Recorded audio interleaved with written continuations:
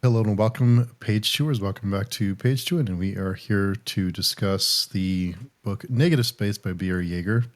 And I'm here with Carl D. Albert, the author of Truth of Crowns, an epic fantasy book. And if you love grief, despair,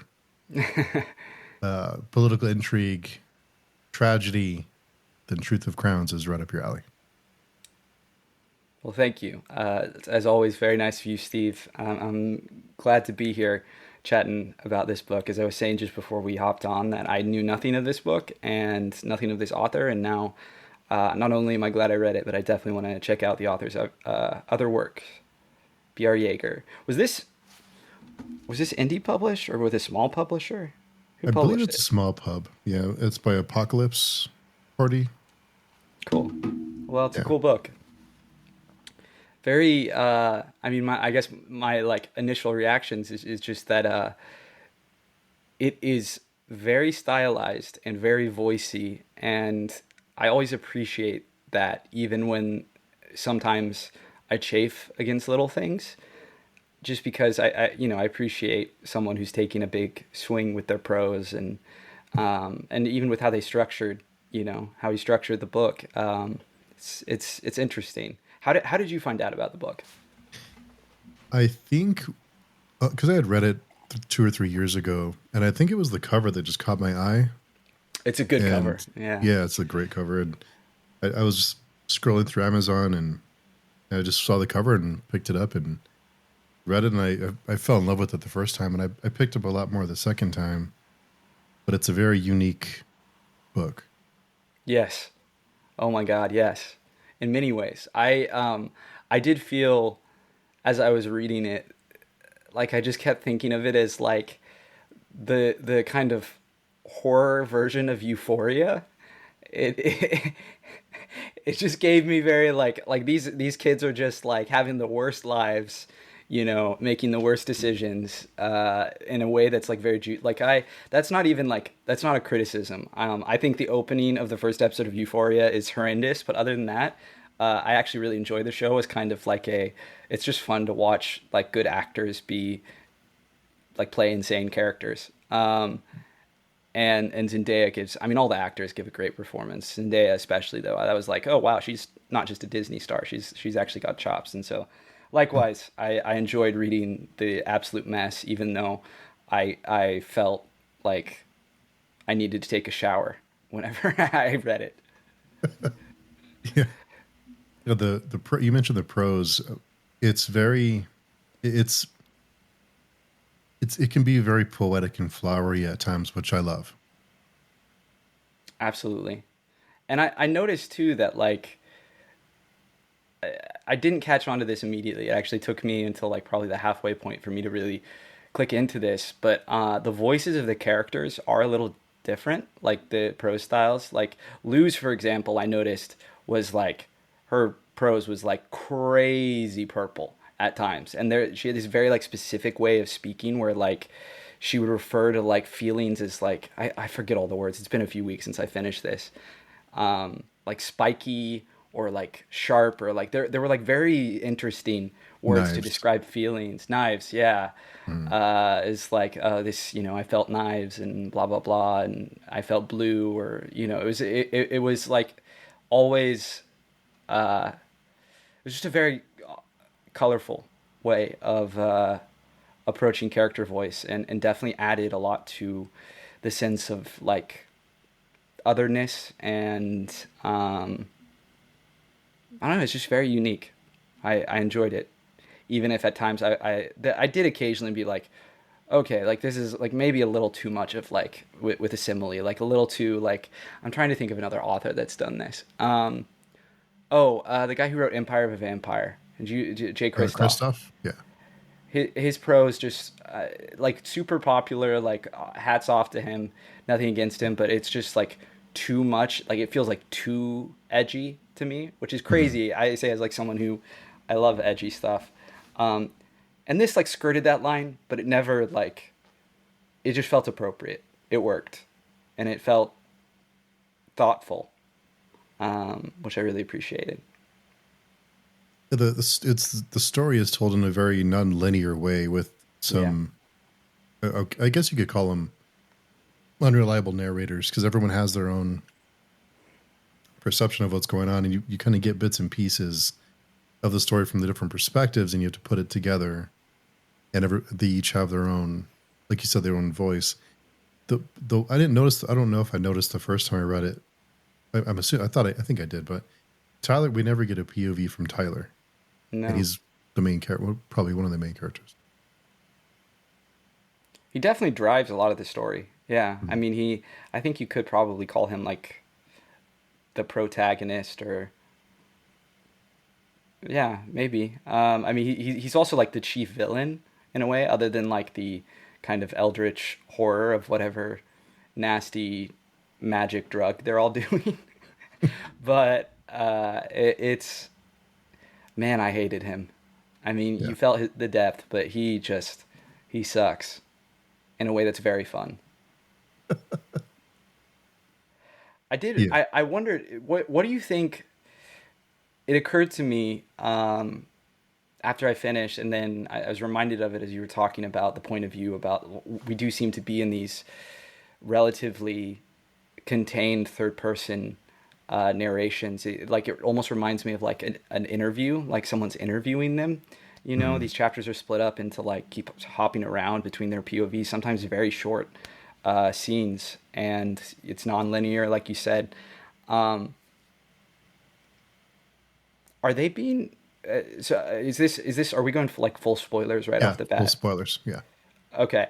Uh, do you think they're like do you think that there's some sort of like a frame narrative or like is someone interviewing them? Are they, because they're all dead by the time the story ends, but yet we're hearing them recount this story. So I wasn't sure like how to interpret that. That was something I definitely sat with and thought about. I'm not sure. It does feel like they're telling. Sometimes it feels like they're talking to the reader. They're telling their story to us, and I think that helps with it feeling so personal and feeling close to the characters and feeling like we're being told a story from their own perspective. And I think towards the end, that's why it gets even more. You feel that despair come in when things really start falling apart. But I'm not sure if there is if what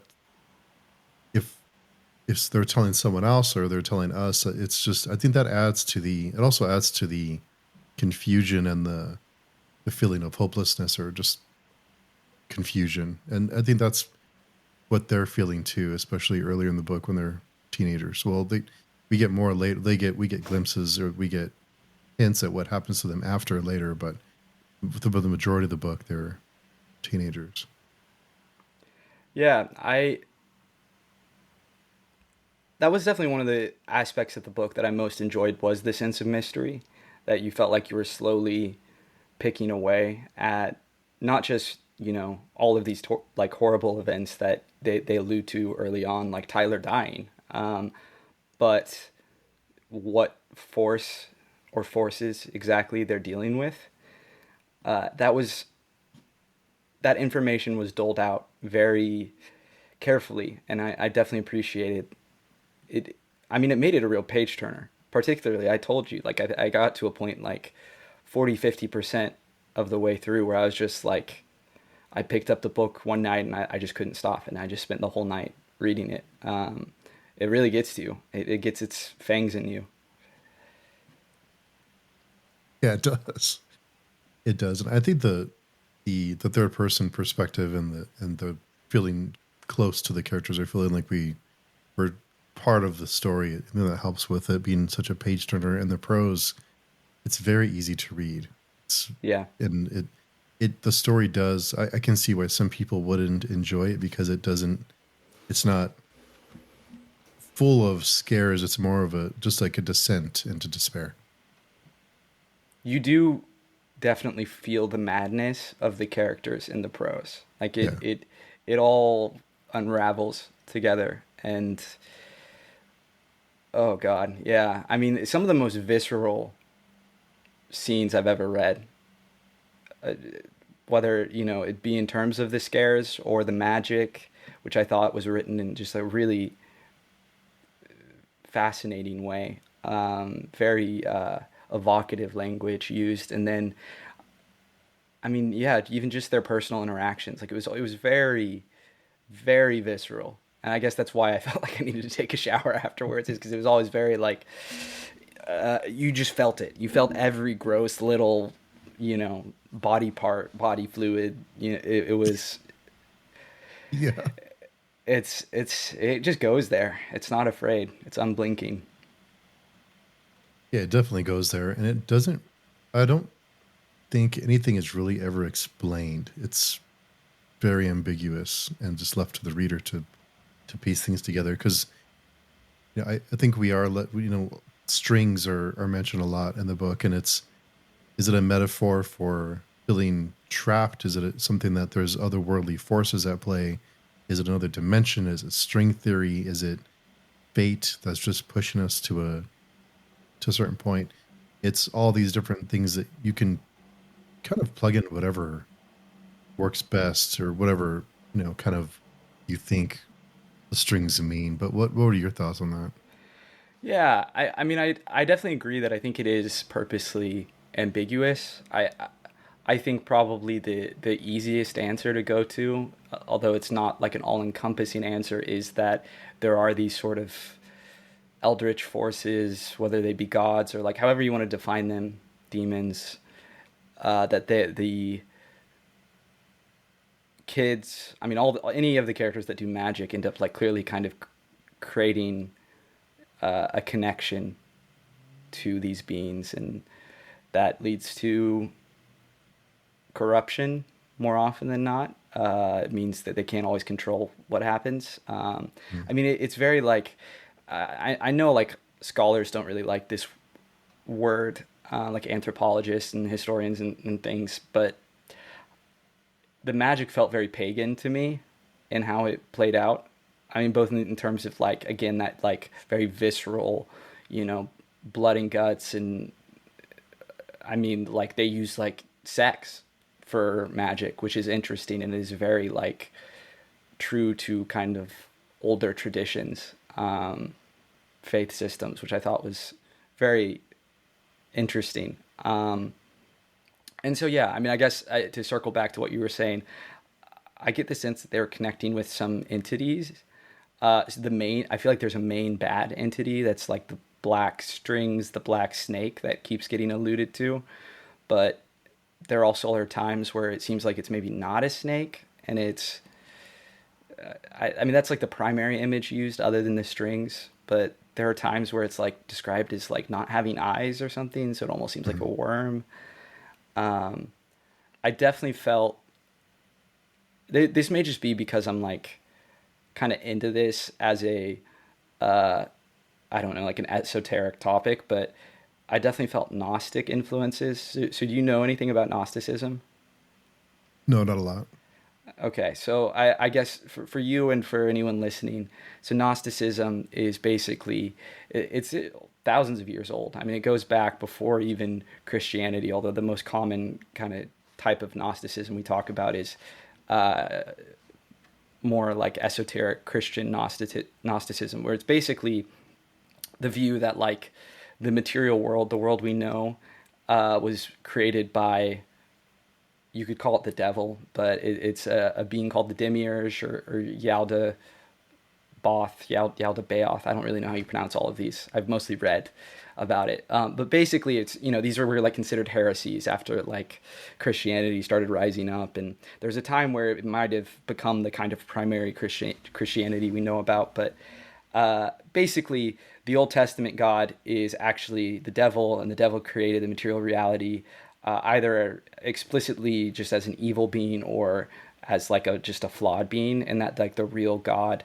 is this like disconnected higher spiritual power, and our kind of goal of our mortal existence is to try to reconnect with God, who sends like some sort of people, whether it's Jesus or in different Gnostic sects, it's different individuals, different beings, but basically to like come down as prophets and like help guide humanity Mm. away from the corrupt material world to a higher spiritual reality. And the demiurge, the like devil figure, this like evil creator, like the demiurge literally means like artisan. I forget which language it means that in. Yeah, cannot remember. But basically, it forged this material reality, and it's often associated with a snake. Hmm. And so I kind of felt sort of vague Gnostic references there, especially with like the obsession with kind of these very material pleasures that the characters were really like digging into, whether it be like drugs or just like casual sex or whatever. And, you know, they were clearly all felt like lost and were trying to find some sort of purpose and connection and love, and failing to for a lot of the story. I feel like Lou maybe gets the closest by the end. She like what is she like found a bookshop, something Yeah, like that. yeah, bookshop. Yeah, Love that. she seems like she has a nice stretch there towards the end Yeah, of yeah peace. she definitely has like the happiest stretch of life, which you wouldn't expect for the first like 2/3 of the book. But Yeah, what's her name? Julie? Is it Jill. Julie? Jill, thank you. The worst. Just has the worst life. Like she goes from one tragedy to another. It's just terrible. I felt so bad for her, and she's like actually sweet. Like Amir's a dickhead. Yeah, he I is. liked Amir, and I like, you know, I felt for him, but he's a dickhead. Like Jill is actually like a nice person who, you know, does some not so nice things, but like her heart seems in the right place. And everywhere she goes, it's just horrible. All the all the horrible things that happen to her, largely Her because of de- Tyler. her descent from the beginning to the end of the book. You know, she meets Tyler. Her life starts to fall apart. Her father's killed. Tyler moves in and corrupts the whole house. It feels like her mother almost seems enamored or kind Yeah, of under the spell of. It almost feels like she's in love with Tyler too. yeah, She'll do whatever it takes to please him, and Tyler kind of just like takes over the whole household. Jill's able to leave. She's finally able to leave. She meets uh, was it Madison? Is it yeah. the woman she That meets in sounds right. college? Yeah, And she finds the altar there. She can't escape. And then the car accident at the end, and it feels like that was Tyler because that's kind of the impression I got, that Tyler came and he's the sheet with the yeah, face, yeah, and so that whole that her journey is probably the worst or the yeah. most heartbreaking. Yeah, I definitely thought so. It really it killed me when we got to her, like, I mean, first going off to college and you think she's escaped, and then she stumbles immediately into the arms of another like magician, and you're like, oh no, oh no, don't don't do this. And then it turns out, like, you know, there's a lot of drama. Maybe that Madison is like okay and is like connecting to a different deity, like a rabbit. Is that right? Am I remembering Mm-hmm. that? Yeah. Dancing rabbit, was it a dancing rabbit? And then it just devolves. Yeah, and then you get the car crash. I think I want to circle back to like what you were saying about Tyler, how like Yeah. it does seem like everyone falls in love with him. And what's interesting about the ambiguity of it is that it's tough to tell if it's just the magic, because clearly there is some like magical influence he exerts over people once they have uh, you know, taken his drug or whatever. Which I'm very curious what your thoughts are about all of that, but we'll get there in a second.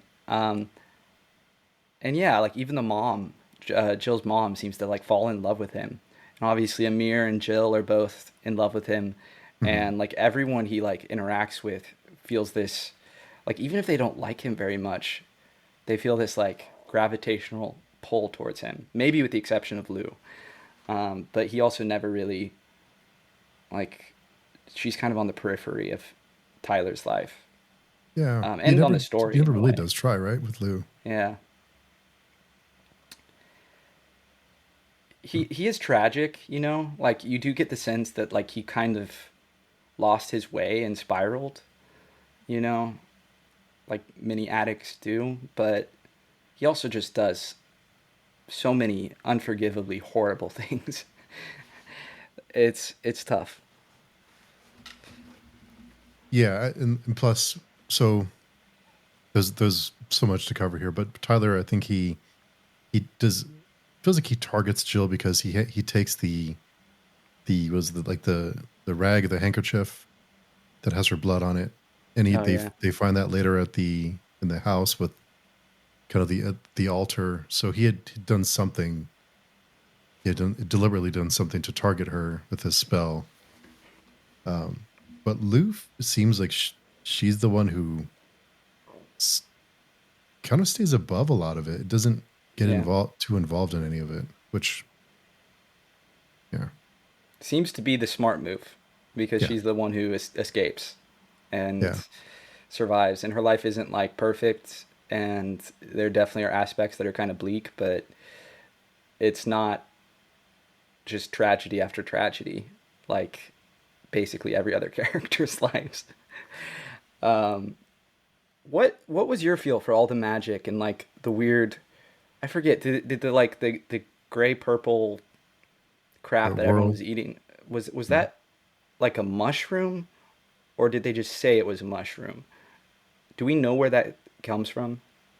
I don't think we ever really get it described. What those colors are often used throughout the book. They're used to describe different visual, like when the characters are experiencing something, what they what seems like supernatural. Those colors are often used, the green and purple.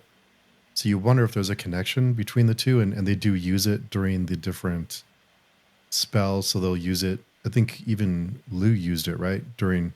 Did she use it during the protective spells that she was casting? Yeah, at some point they all used it before the end. I do Was it? remember It that. seems like at least at the very least, it seems like a catalyst Yeah, or a way like it opens a door to a state of mind that you can connect with these with the powers. absolutely. Yeah, I wondered about that. I mean, it's just such a gross color. Like to think about like Yeah. them like ingesting it's ugh. Actually that reminds me one of the very specific details that messed me up, and this is very specific. So, they're described frequently. You know, they're all abusing drugs, with maybe the exception of Lou, at least until she gets hooked on the mushroom, whatever the hell that it does the magic. Um, and they often describe chewing Ativan. Now, I can tell you, I have that prescribed for panic attacks. I don't take it very often, and it tastes like shit. I cannot imagine just like chewing casually a bunch of these little shitty bitter pills, and it's horrified. Anytime I read them doing that, I'm like, you kids, you are so far gone. It's so bad. Anything for a Would high, right? Yeah, I would never dry swallow it. No, it just I learned my lesson. It's gross. It's so gross. But yeah, anything for a high.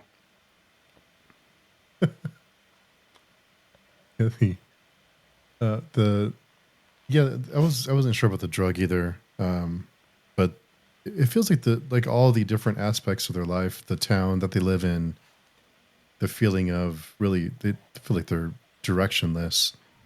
They they the also I think Yeager does draw on some themes on the internet and technology and how Yeah, it's dulled our senses, or at least it's we lack empathy because when all the message boards and all the different when there's suicide, they run to take to be the first one to post a picture or post a video, and there's a kid they knew hanging or that just killed themselves. So I think all of that kind of plays religion. They hint a lot at yeah, religion. There's a quote that I just loved that kind of hinted at religion was it's like meeting God finally and learning he hates you. yeah. Yeah, the use of the message boards, I definitely I enjoyed that. You know, it was something fresh, something a little more experimental, like kind of playing out, writing out that kind of like Discord server sort of chat. And I mean, you're right that it definitely highlights the alienation and the like, yeah, that dulling of emotions, the distance the characters feel from the tragedy, that it starts to become this macabre game to them. And oh, I mean, yeah, I mean, you also have the tension. I don't know about you, but when Lou was like chatting with that one guy online, and I Caligula was was, it? yeah, I was like started sweating. I was like, oh no, not like some anonymous guy on the internet. No. And they're also, oh my God, that reminds me. Um, there's definitely one point in the book where we find out that Tyler is definitely one of the people on the message board. That we like find out Yeah. I forget which one, what his name was, but we find that out towards the end. I think he was Caligula, which I thought Was was he an that guy? interesting choice. Yeah, I think so, yeah. yeah. Which interesting name for him to have too, right? Caligula, the like most infamous Roman emperor who was known for just, you know, being all about the vices and throwing orgies and, you know, loving gladiator matches and crap like that. Mm. Definitely kind of speaks to where his values stood. Yeah. He strikes me too as like he. I was actually blown away when I read that the author was. I mean, he's like in his like 40s, and he was when he wrote Mhm. the book, and it definitely felt like all the characters felt very authentically young, and Tyler felt very distinctly like that kind of very ironic, ultra online, you know, narcissistic, sociopathic troll, like almost like a god of mischief sort of figure. You just felt very of like of that kind of generation, and you know, I mean, I'm 28, and like I felt like honest of like the kind of like worst type of people you see on the internet who are like 28 or younger, and I was blown away that this guy just like I know you're not big on Stephen King. I love Stephen King, but I do feel like he can't write kids. Like he writes kids that all sound like they grew up in the 50s. Yeah. Um, and this guy Yeager like nailed it. This book feels so modern, so contemporary, so of the present moment. Although like another one of our favorites, R. Scott Baker, Mhm. this book is not for everyone. A lot of No, it's people would not. bounce hard off this book. This is not for everyone. No, definitely not. And I did wonder because I agree completely about the characters feeling very of the time. They feel authentic, and I wondered if I'm sure it was at some point an inspiration, or at least in his mind. I'm sure he had, uh, for at least from my perspective, it seems like there are some parallels there, and I wondered if it happened today with kids, would they Mm. be rushing to take pictures of the latest kid that's murdered by Pennywise? What would the Yeah, that feels what would the right. reaction be? Like how would a small town, because this town's taken by the suicide, this string of suicides. So if this happened in modern day Derry when Pennywise is killing kids, what would it be? Would it be like almost as like a joke? I mean, what would be the reaction No, I versus think I you know? I think you're spot on. I mean, that's a really interesting point. I think if you were to write it for the modern day, like properly do it and not just like kind of try to roughly transpose the story like the second movie did.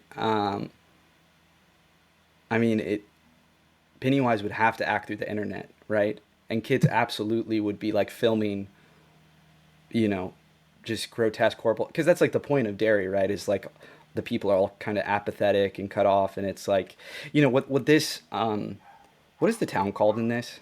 It has a great name. I can't remember. I'll find it. Forget the name of it. Somethingville. Um, But yeah, Yeager.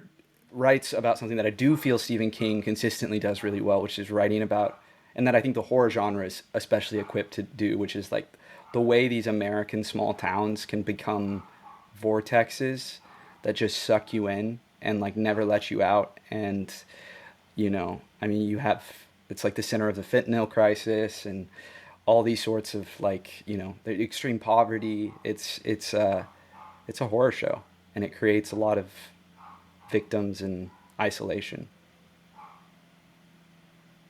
Yeah. And also another kind of something that reminded me of it was like all the parents are almost non-existent, and Mm-hmm. most of them feel very apathetic. Well, I mean, Lou's parents they seem like they're active. Jill's mom and her dad, Yeah. they, it feels like they're around. But other than that, I mean, even when Tyler shows up to Thanksgiving, that was a fun family affair when Yeah. yeah, Oh, yeah, that was hard to read. So good, though. Yeah. A lot of that character drama was just really well done. Just the horrible, like, oh, it just felt real, It felt very, like, it is like the most, like, extreme sort of, if you combine, that's what I mean when I'm, like, comparing it to Euphoria. It's like all the characters are having, like, the most extreme, terrible experiences that a young person can have, and they're just like all happening at the same time in the same area to the same people. And that's what this felt like, but it was done in a way that like it also felt more real, I mean, I mhm, think that's something too, is I do think that even with the magic, the actual like interactions and relationships felt more real to me than like a Euphoria. So it's probably not a totally fair comparison, but yeah, you just feel the place is like the town is just corrupt, you yeah. know, a rotting It's like wound. it's Kinsfield was the town. Kinsfield, there you go. Yeah. Oh, good stuff. The I also little side character I loved, who of course had a tragic story, was the weird guy with the face tattoos who came back from the dead. That was crazy. I straight up reread that section where he first came back at the school shooting Hey, multiple I'm not times because I dead. was Yeah. like I thought I must have been misreading it. I was like, there's so he wasn't dead. I was like, what's going? No, oh, he resurrected himself from the other side. That's fucking crazy.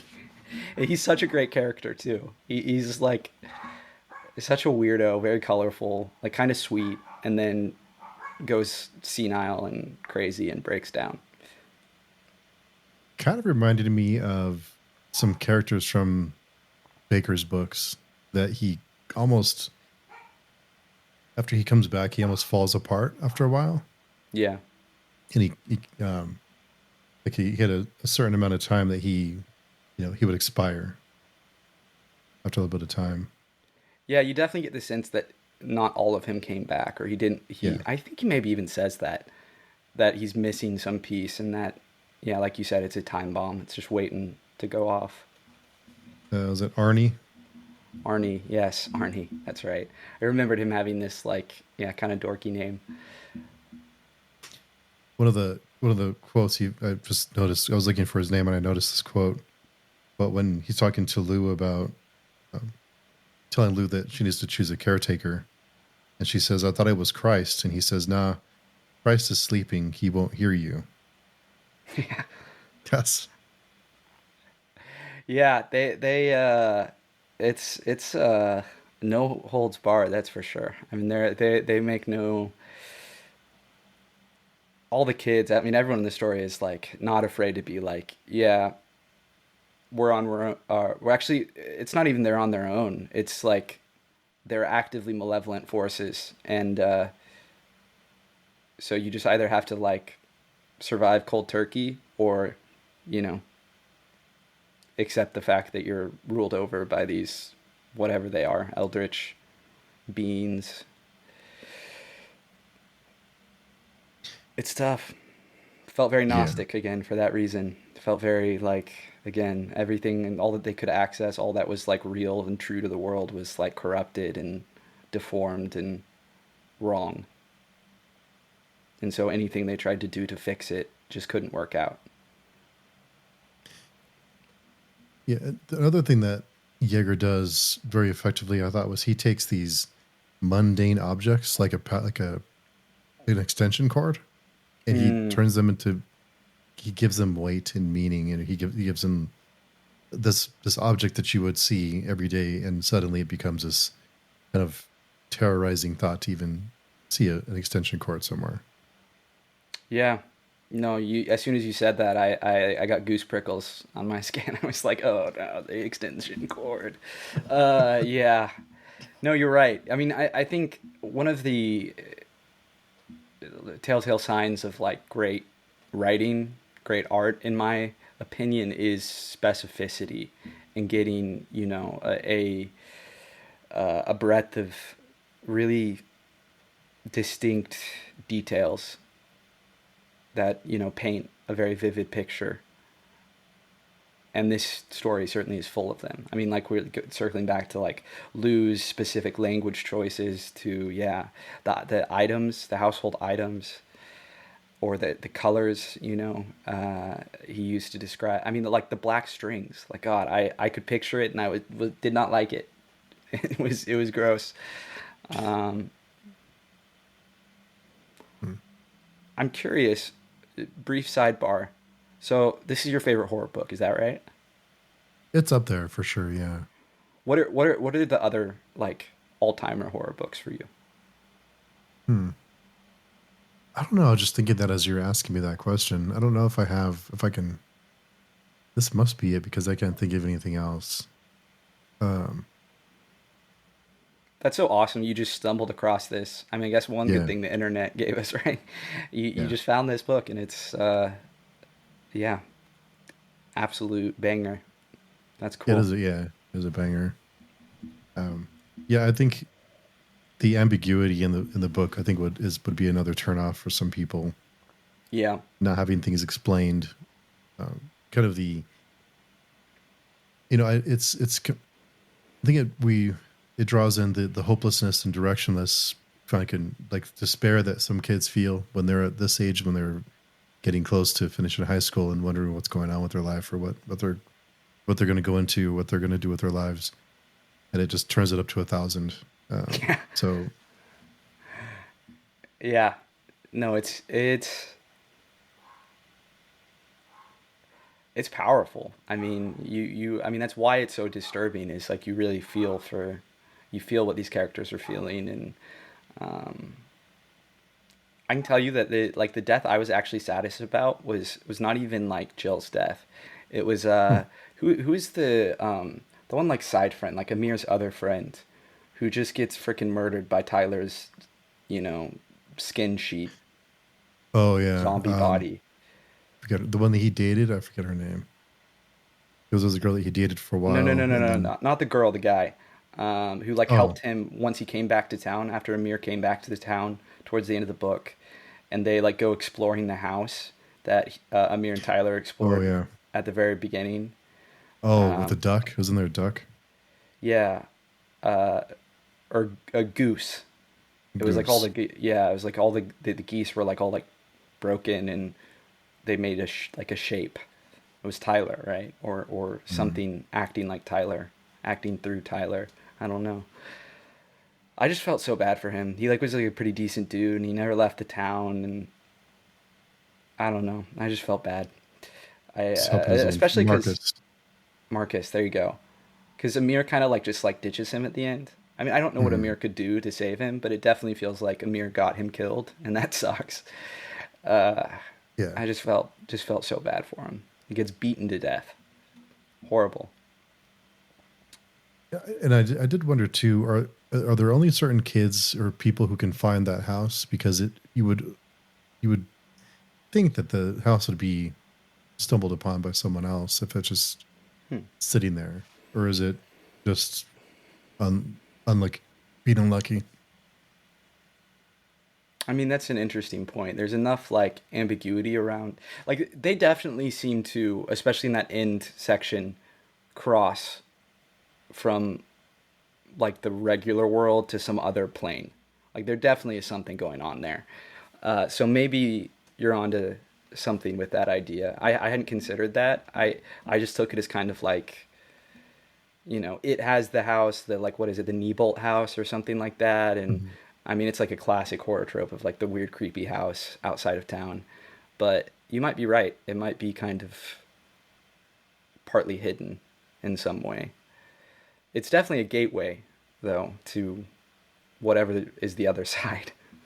Yeah. Because another thing is I did wonder are these, because towards the end of the book it does reference like the end of the world ending, Yeah. these really apocalyptic events happening, or do these kids, do their actions during the book help speed that process up or help introduce the world to that possibility, or is that just inevitable no matter what? Is it, how significant, I guess, is the actions of kids in the book Hmm. to this world ending event? But we don't really know for sure, but it feels like a world ending event the way they describe it. Yeah, I mean, I don't know how far in the future that is either. Yeah. I definitely, like, towards the end, got a little confused by the timey-wiminess of it all. Mm. Um, I will say, yeah, I don't know. I don't really have a strong feeling one way or another about that. Other than I think one of the big feelings I got, you know, from the cosmic horror of it all was just that, like, how insignificant they were, and Yeah. that they really couldn't, like, their impact was minute. They weren't going to be able to make a big difference one way or another, and the best thing they could do was to not get involved at all, Yeah. which is bleak. Yeah.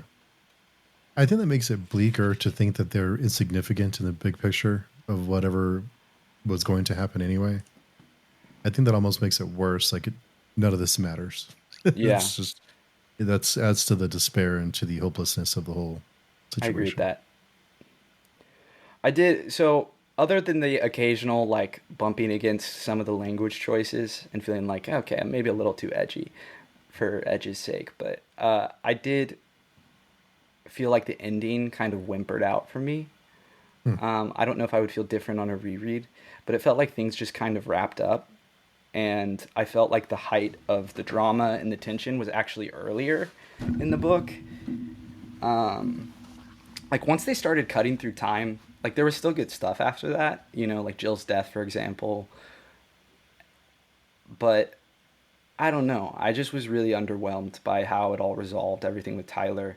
It kind of felt, I guess you could say it's like it in that way, where it's like this sort of like psychic, cosmic ending to everything that is maybe a bit of a, like, it's not as much of a big bang. For me, it felt like a bit more of a whimper, although I'm actually a defender of a lot of its ending. And I didn't dislike the ending, like where everyone ended up. I was like, yeah, that makes sense. Like that's satisfying, I guess.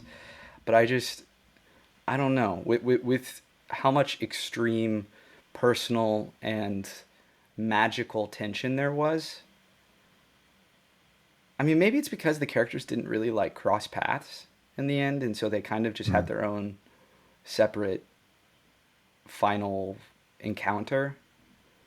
I mean, Lou didn't even have anything. She was just like kind of hanging out, like she escaped. Um, I Because don't she had a know. caretaker, maybe. Yeah.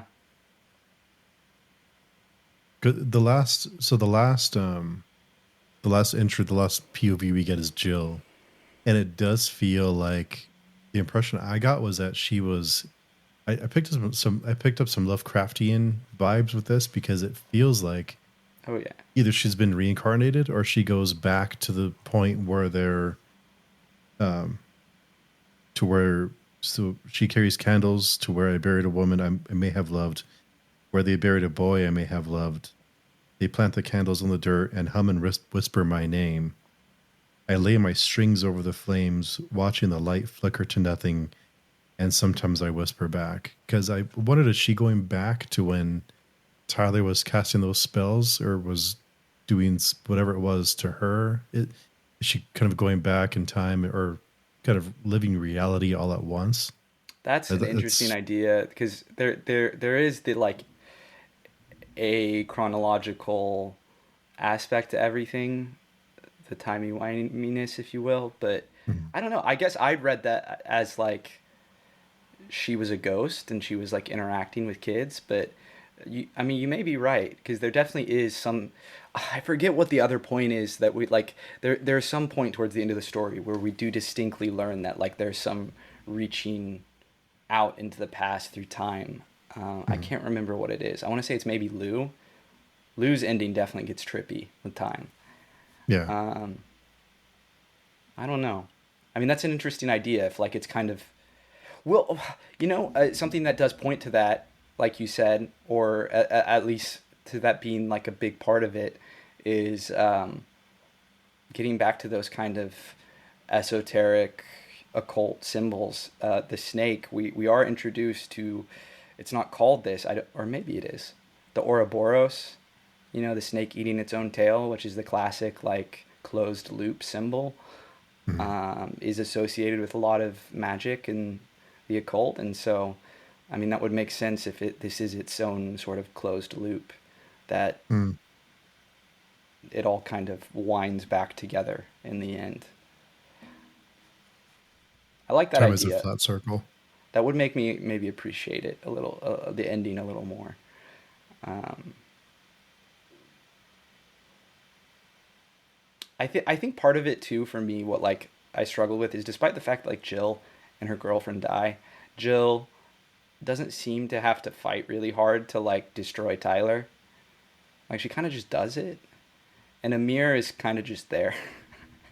I mean, I guess he also kind of helps, but it's I don't know. I feel like Amir went back just to die, and so Marcus would die also. Yeah. I wonder if they were being pulled back by something. Oh, I definitely got Well, that sense. yeah. I mean, even if it's just like the metaphor of like they can't escape the small town, it definitely felt like they had to go back. They had no choice. I Sucks them kind back of in.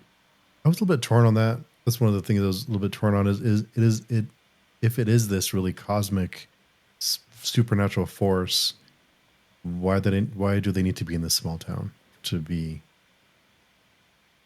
I mean, you Sure, figure it right, could yeah. reach them anywhere, It could but haunt you, yeah, anywhere you go. I mean, I guess you're right. I guess it really does seem to be weakened. Its influence weak. Like Tyler does reach out to like Jill and like tries to follow her, and so Jill has to do all her like spells to, hide herself when she goes off to college. But you're right. It definitely feels like it's kind of if you leave the town, you leave. I mean, I think it works for the metaphor they're yeah, going for of how this like town is sort of the death of all of them. But I hear you just in terms of you're like, well, if this is like a cosmic evil, like it doesn't matter. Like they can be wherever they want. Like it it will destroy them regardless. It doesn't care. yeah. I think it's more playing, like you said. I think it's more played into the metaphor of small town. You can't escape hopelessness. That you can never get away from it. So yeah, I think that's the bigger kind of why they went that direction with it. I would assume. Yeah. It really does have though. Like I'm glad you pointed this out earlier. Of like it does remind me of it in a lot of ways, just like thematically, kind of, very different in many ways. And it doesn't actually get into the like that kind of nostalgic bit of childhood. Like they're older teenagers and things suck from minute Yeah, one. They're all getting out of the mental hospital. Which was an interesting way to open. I will say that immediately got my attention, and I wondered if the whole story was going to take place there.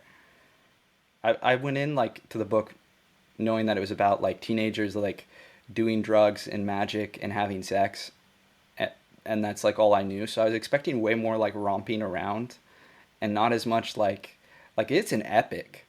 This is like a yeah. real epic. It's which I appreciated. Like I always enjoy when a book is like I'm reading. I like finally gave in. I don't know if you've heard about this book. Like it's been all over my internet feed for like 2 years now, or like a year at least. Stoner by John Williams.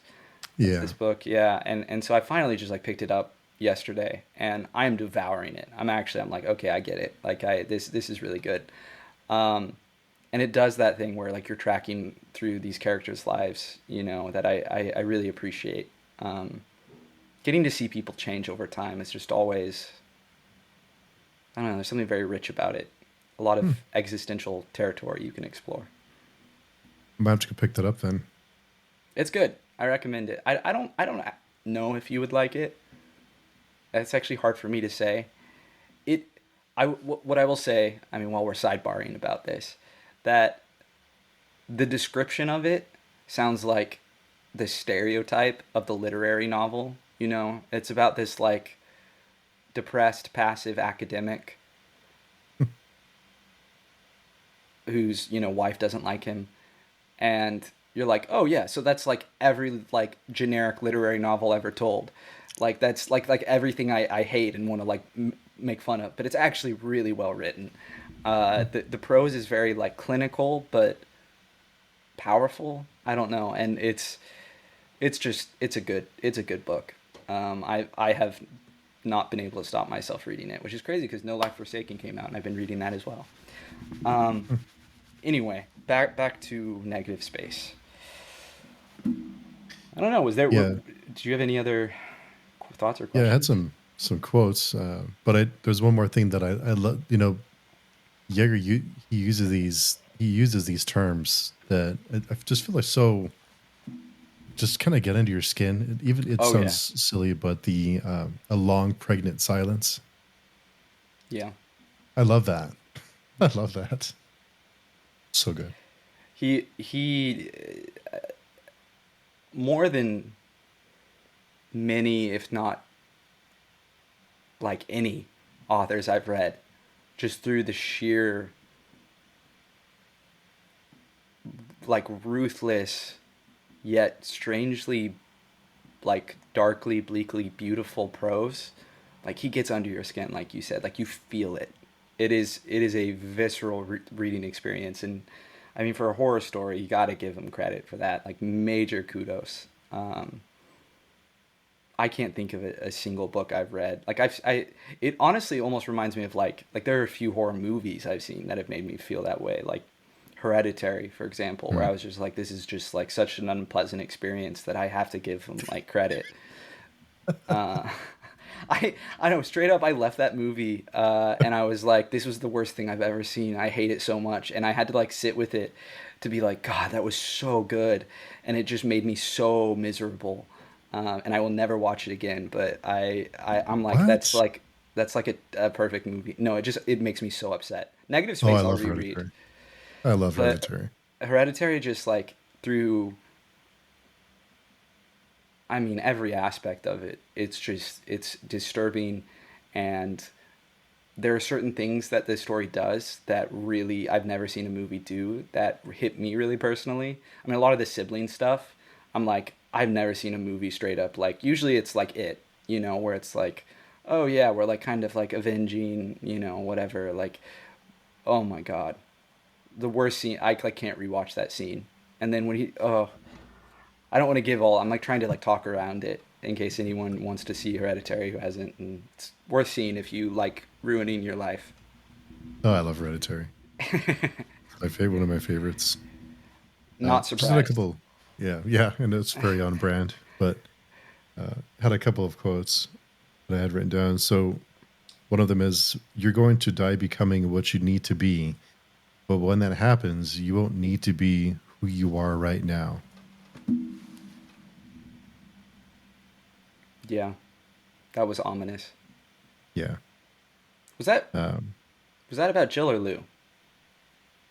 I think that was, I forget. Um, the other one is, "The worst part about knowing anyone is knowing that only a tiny sliver is available to you." Yeah, that's one of those definitely like existentially horrifying thoughts. But It was beautiful because we didn't know him. Sorry, what were you gonna? Sorry, I I, interrupted you I about the previous. no, all good. I was just gonna like take a moment and like hit on.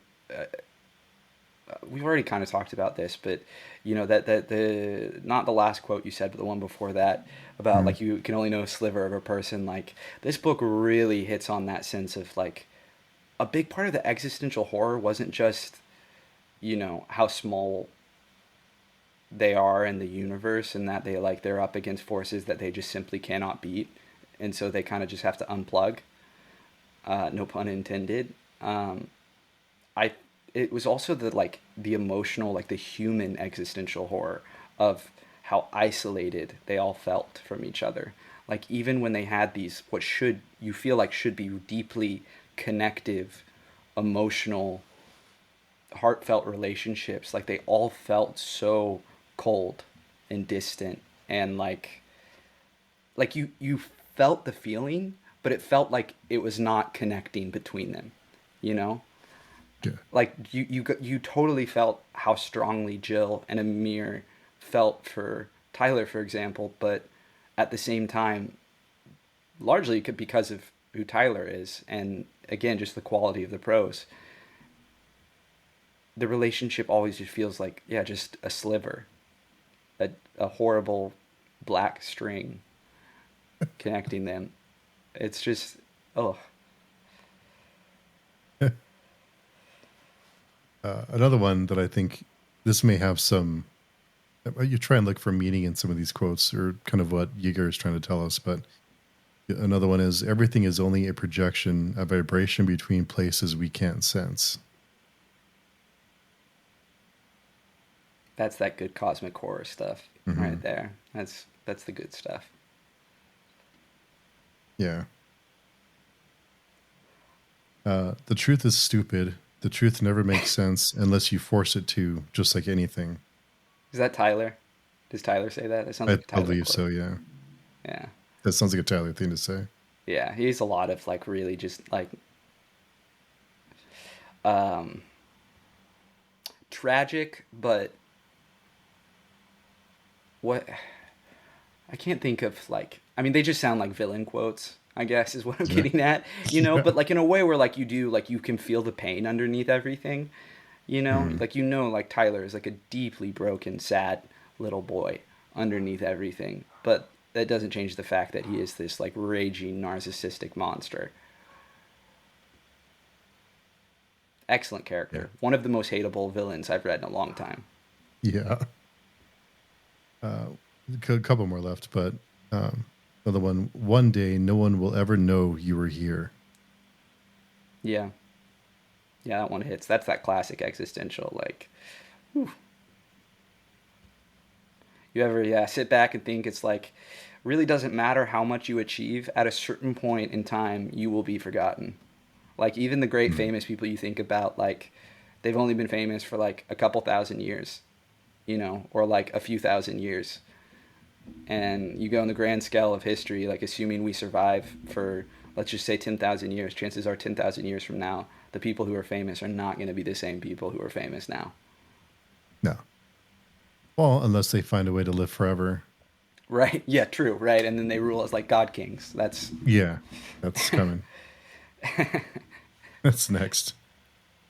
Uh, let's see. Something wants us gone. They want to dream they're here again. oof, yes. Yeah. Yeah, that one really got under my skin. I remember that. As soon as, ooh, yeah.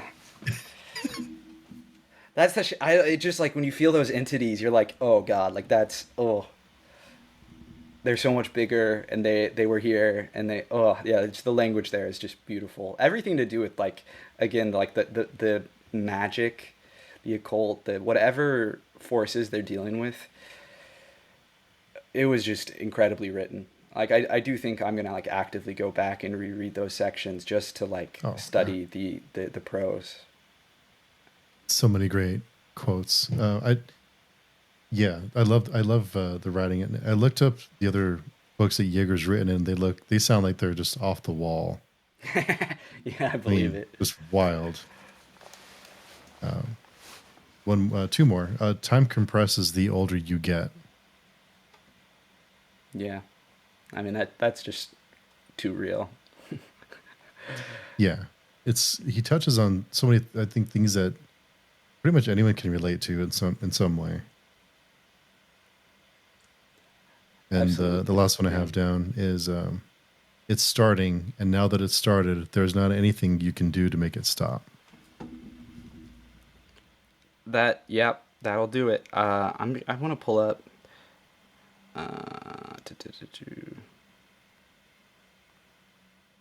Yeah, so I mean,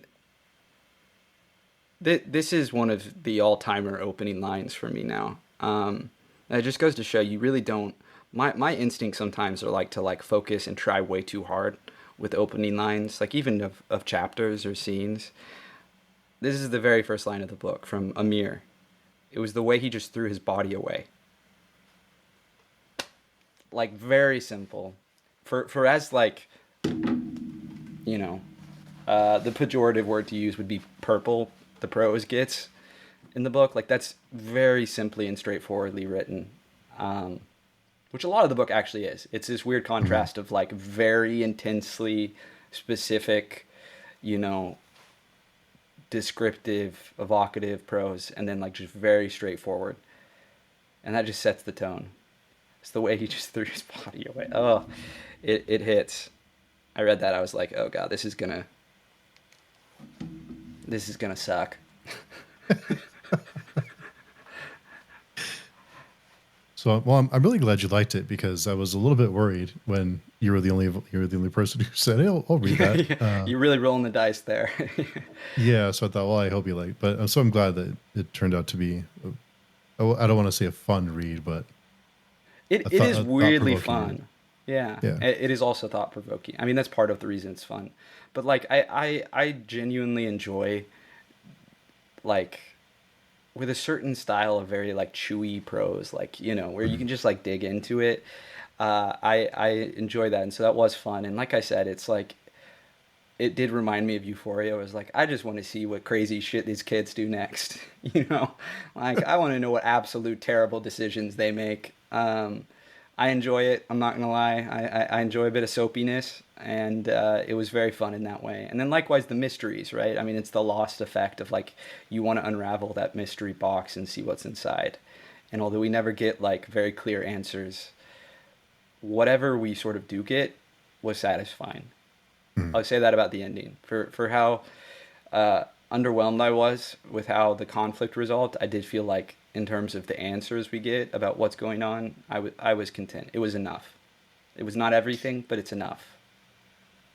Yeah, I think with it being unresolved, I think that adds to the dread and just like Oh it's yeah, because if it was wrapped up, I think it'd be if everything was wrapped up and there would be I don't want to say a happy ending, but there would be an end to the threat or to whatever evil that the kids are toying with.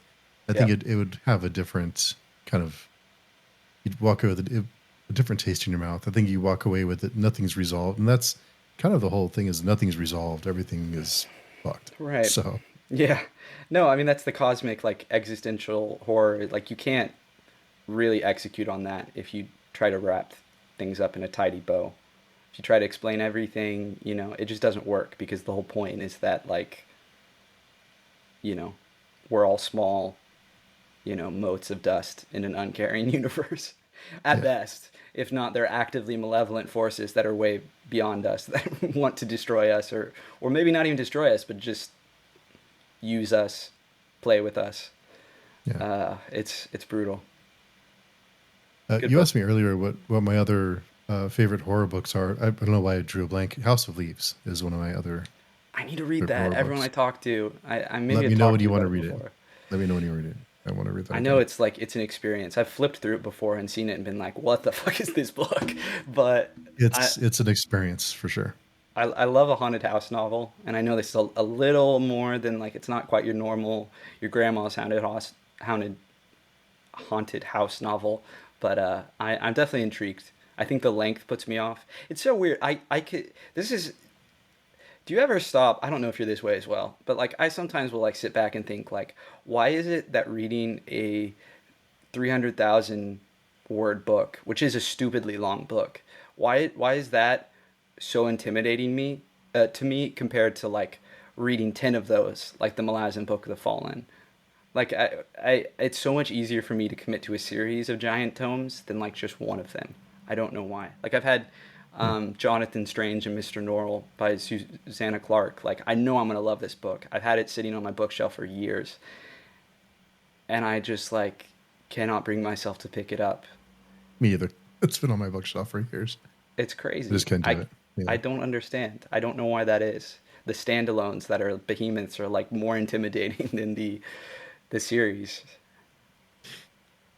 I don't know. It is weird. I keep hesitating to pick that up, but House of Leaves is definitely an experience. It's like nothing else.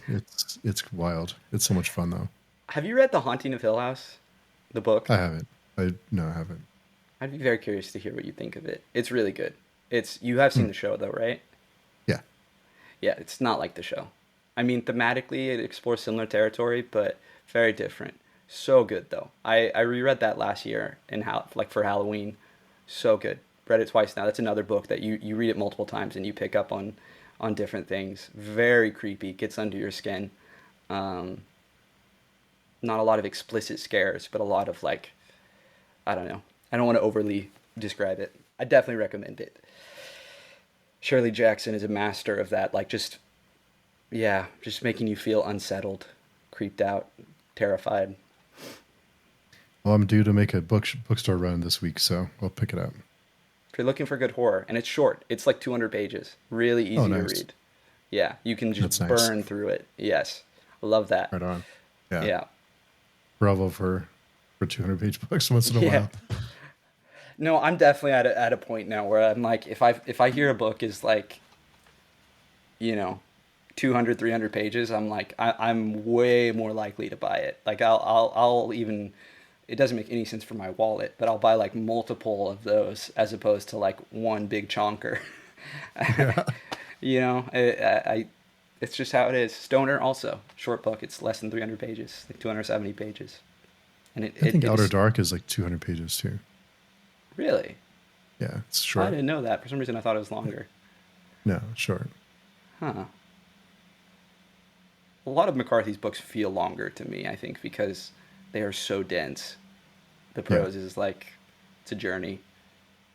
This I okay. That's well before we end. Like that's another book I was reminded of reading this was Blood Meridian. Hmm.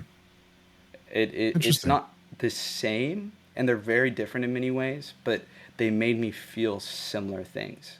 Not exactly the same, but similar, like just with this incredibly evocative language that gets under your skin. You know, some of the imagery just it sticks with you. I'll always remember that tree full of. I'm not going to finish the thought for anyone who hasn't Yeah. read it because that needs to be experienced. But you know what I'm talking about. I'm due for a reread on that too. Have you read it twice? You don't even like it as much as I do. No. That's crazy. I've read it once and I hated it, and then we Okay. talked about it and I was like, okay, I can see that. And then the more I've thought about it over the past year plus, I've been like, I really need to read that again. But That's I think I'm definitely going to take it slowly next time. yeah. That's a book that I can definitely see rewarding rereads. I'll get to it. I want to read Yeah. some more McCarthy stuff, but yeah. Yeah. I want to probably start Outer Dark soon, but I wanted to get this one wrapped up before I start anything else. But yeah, it. I love this book. I love Negative Space. I think it's fantastic. I love Yeager's writing.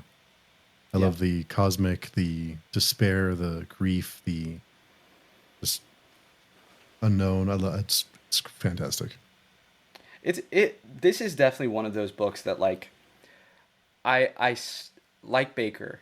I simultaneously am going to be much more hesitant compared to most books to want to recommend it to people, Yeah, but I also want people to read it much more than most books because I feel like for the people it works with, like they're going to really connect with it and really dig it and like there's not a lot out there like it. At least not that I've been exposed to. yeah, it's wild. But yeah, thanks for reading it with me. It's I was Yeah. glad that we had a chance to talk about it. But for anyone looking to connect with you, where's the best place to find you?